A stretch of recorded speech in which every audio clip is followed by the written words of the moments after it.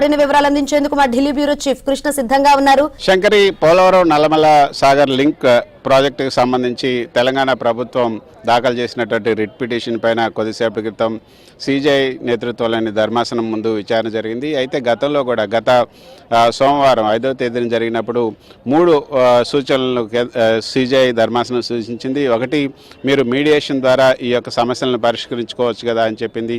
రెండోది, ఇది ఆర్టికల్ 131 ప్రకారంగా 2 రాష్ట్రాల మధ్య సమస్య కాబట్టి ఇరు రాష్ట్రాల మధ్య డిస్ప్యూట్స్ని ఆర్టికల్ 131 ప్రకారంగా సివిల్ సూట్ దాఖలు చేసుకుంటేనే బాగుంటుంది. ఇది మెయింటైనబిలిటీ కాదు.